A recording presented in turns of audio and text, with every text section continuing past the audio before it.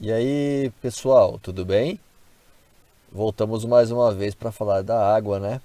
Na nossa última videoaula de ciências, eu, professor Alcides e vocês, nós podemos aí ver algumas características da água no lugar chamado Terra, que todos nós conhecemos, né? Sua forma de ser encontrada na natureza, a sua disponibilidade, enfim. E hoje eu quero falar com vocês sobre o próprio elemento químico, essa molécula, né, chamada de água, suas propriedades, ou seja, suas características, esse elemento tão importante para a nossa vida, né? Afinal de contas, como vocês viram na última aula, nós somos basicamente água, né? Grande parte do que nós somos é água. Então é super importante nós conhecermos esse recurso. Vamos lá? Então olha só, começando a nossa aula, as propriedades organolépticas. Organoléptica significa que você pode sentir com seus sentidos. Então a água, visão, não tem cor, ela é incolor. Também não tem cheiro. Se a água tem cheiro, tem coisa na água. Olha aí, hein? A água, ela também não tem gosto. Se a água tem gosto, também tem gosto, alguma coisa na água. Então ela é incolor, ela é inodora e ela é insípida. Incolor, sem cor. Inodora, sem cheiro. Insípida, sem gosto. Propriedades organolépticas da nossa água. Então, se não tem cor, não tem cheiro, não tem gosto, é água pura, beleza? Bom, ah, graças a esta propriedade de solubilidade, gente, é que nós podemos estar vivos. Aqui vocês vão ver um cafezinho, um chazinho, né? Sendo dissolvidos na água. Nós podemos dissolver açúcar, enfim, várias coisas, vocês sabem muito bem disso. Mas os nutrientes que são dissolvidos na água que está no nosso sangue, os gases que são transportados também lá. Gente, se não fosse essa característica da água, nós que dependemos dela para transportar os nutrientes no nosso sangue, nós teríamos problema sério. Então a solubilidade, ela é uma característica, uma propriedade extremamente importante para nós que dependemos desta característica, né? Então, solubilidade, capacidade de se dissolver substâncias na água, uma característica.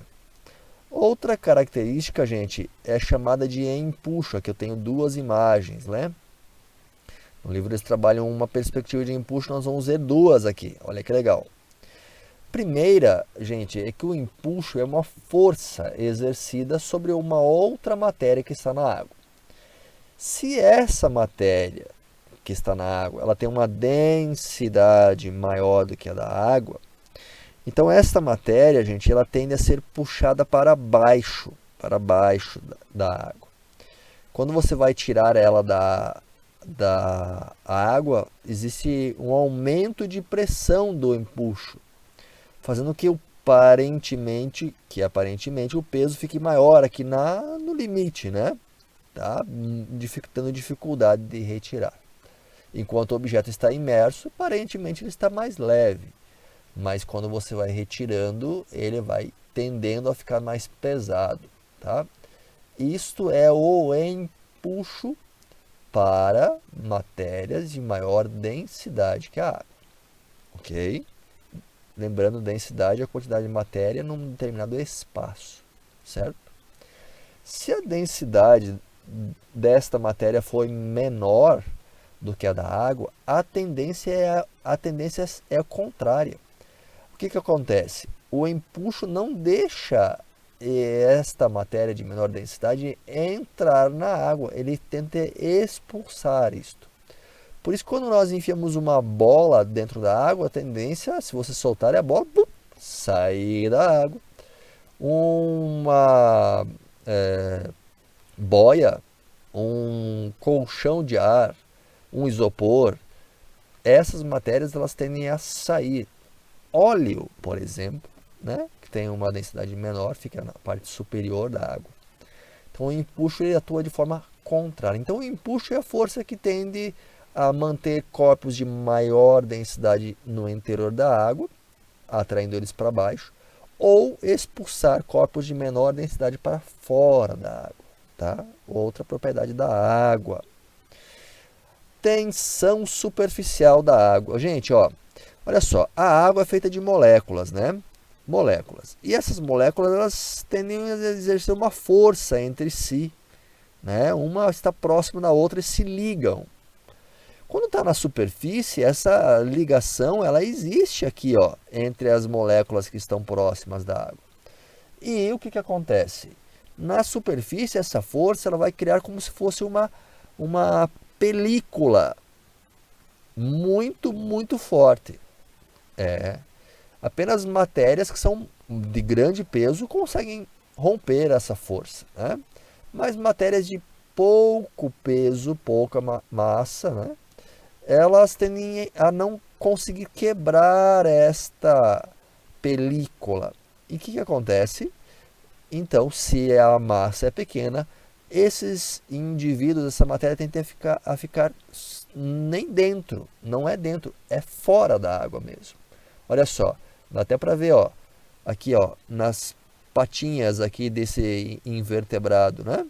Que ele realmente não chega a penetrar a água. Olha só, as moléculas elas criam uma cavidade, mas elas não rompem as ligações entre elas. Tá? Então, isso que nós chamamos de tensão superficial da água. Essa formação dessa película, né? Dessa película que fica aqui na parte superior da água, né? Aqui na parte superior da água, que não deixa qualquer matéria romper a ligação entre as moléculas ali existentes. Legal? Bom, a pressão. Gente, ó, pressão é o seguinte, ó, é uma força exercida sobre uma determinada área, certo? Essa força aqui, ó, esta força A, ela está sendo exercida sobre esta área aqui, ó, que está aqui dentro, que está aqui, ó, a área de aplicação de força. Se sobre essa mesma área eu estivesse aplicando uma força maior, na mesma área, aqui, ó, a pressão sobre esta área seria maior, muito maior. E aqui ela seria menor. A força é maior, a área é a mesma. Força menor, a área é a mesma. Bom, aqui podia ser um alumínio, que é muito leve, e aqui um pedaço de, sei lá, titânio, que é pesado, né? Então a pressão exercida na área é maior. No caso da água, olha só que legal. Se nós pegarmos uma garrafa PET, vocês podem até fazer essa experiência em casa se vocês quiserem. Peguem lá uma garrafa PET qualquer, enchem ela de água, fechem a tampa e previamente a encher ela de água, vocês podem fazer 2 furos e colocar um tampão. Depois vocês removem esses dois simultaneamente. Vocês verão que aqui embaixo a água jorra longe. E aqui em cima ela jorra, mas vem cair aqui pertinho. Ó. Por quê? Vejam só, esse furo aqui embaixo.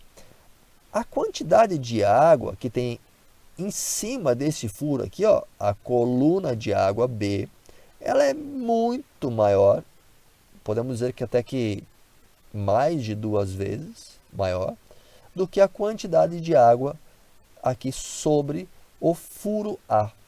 Então, a quantidade de força existente aqui, ela é maior em virtude da quantidade de água.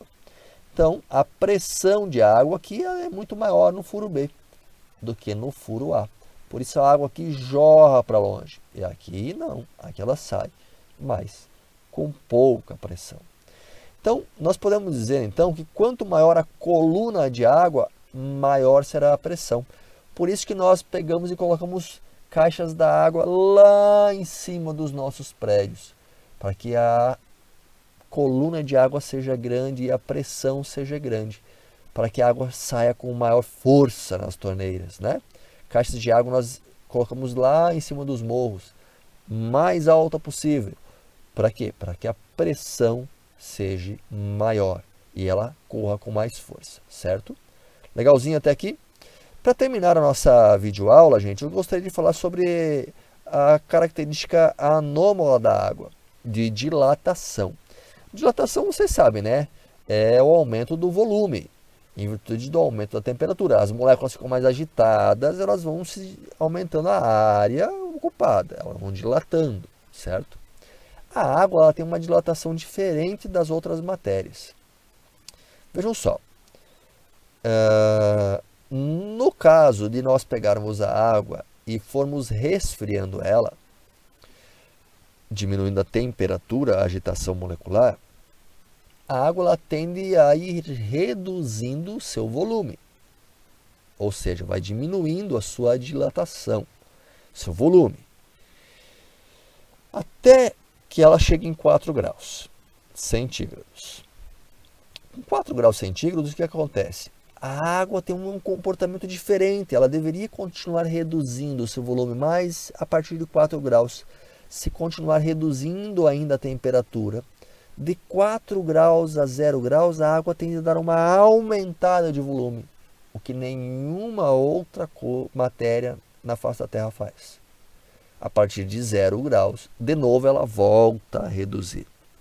Bom, gente, isso se dá muito provavelmente em virtude de uma reorganização molecular que a água faz aí entre 4 a 0 graus, para que ela possa se reorganizar para reduzir ainda mais o seu volume e se tornar sólida, né?